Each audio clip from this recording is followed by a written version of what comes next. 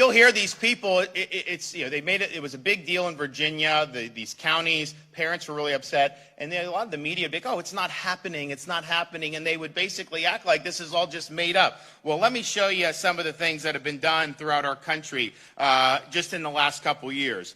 The Arizona Department of Education created a, quote, equity toolkit, claiming that babies show the first sign of racism at 3 months old, and that white children become full racists, quote, strongly biased in favor of whiteness by age 5.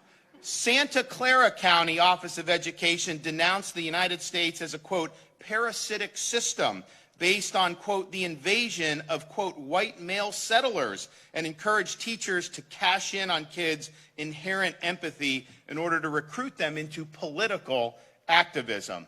And a Philadelphia elementary school forced 5th graders to celebrate black communism and simulated a black power rally to, quote, free Angela Davis from prison. And at that particular school, 87% of students fail to achieve basic literacy by graduation. And so this is something that you see all across the country, and we have a responsibility in Florida to say we're not going to do it. So we did do that. So it violates Florida standards to scapegoat someone based on their race, to say that they're inherently racist, to say that they're an oppressor or oppressed or any of that. And that's good and that's important. But we also have to realize that we got to do more to make sure that that actually carries the day in the classrooms and in our society. So today we are going to be introducing to the public, and we have legislators who are going to help us with this, a new piece of legislation for the upcoming legislative session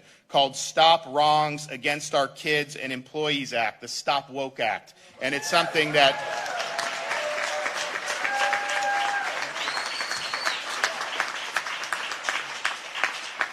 and this will do a number of things that are very important. One, it will put into statute the Department of Education's prohibition on CRT in K through 12 schools. No taxpayer dollars should be used to teach our kids to hate our country or to hate each other.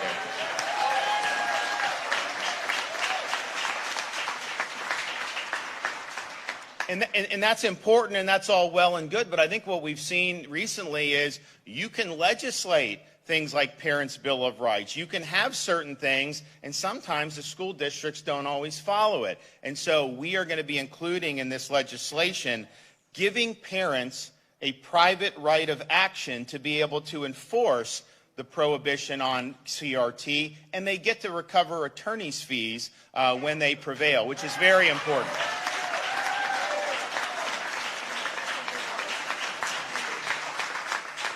And yes, there will be a fortified ability for the State Department of Education to hold people accountable, but honestly, the parents know best what's going on, and they're in the best position to be able to do it. And here's the thing.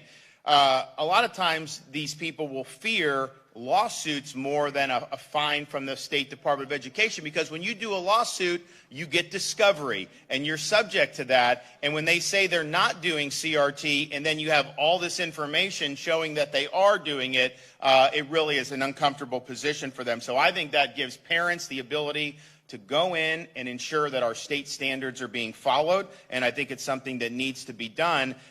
We also need to understand that this has become a cottage industry, this CRT. There's people making huge amounts of money.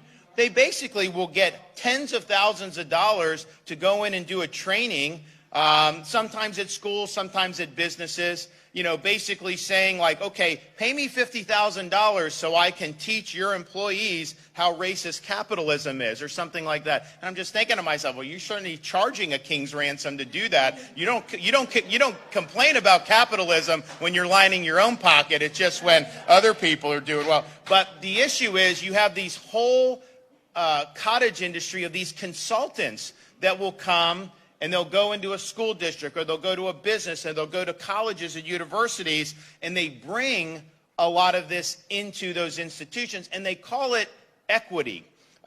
Just understand, when you hear equity used, that is just an ability for people to smuggle in their ideology. Because we don't need to have these terms. We have society based on equality, where you're treated equally regardless of your upbringing, regardless of your race. You have the same rights and privileges as anybody else. Equity is used to put the thumb on the scale in favor of their ideology. And so that's where you get things like CRT and a whole host of other things. So our legislation will defund any money for K-12 or higher ed going to CRT consultants.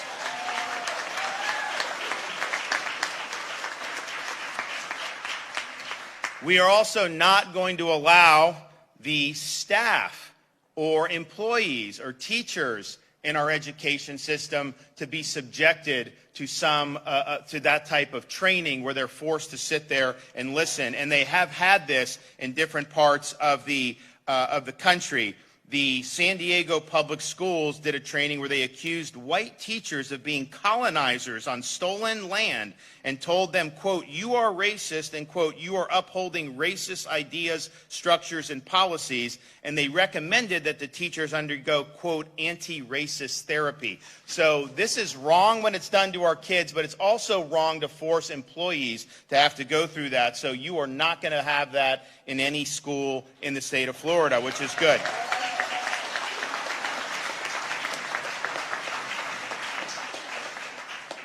But, you know, it's not just in schools, and I know that's been a big focus, and understandably so, because parents send their kids. I think most parents just want them to be educated on the kind of the basics. I don't think that they're interested in this indoctrination. I know I'm not, and I know most of you are not. And it's important. And it is wrong when you're trying to take a kid who's there to learn basics and you're putting ideology and you're trying to indoctrinate. But this also goes beyond education, and it goes beyond just schooling. And it really has become something that is being utilized by corporate America to, I think, create hostile work environments for many of their employees. And you look at what some of these big companies have done in recent years.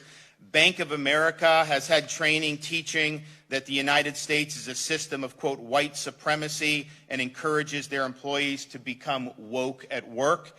Verizon has taught employees that America is fundamentally racist, and they've even promoted defunding the police.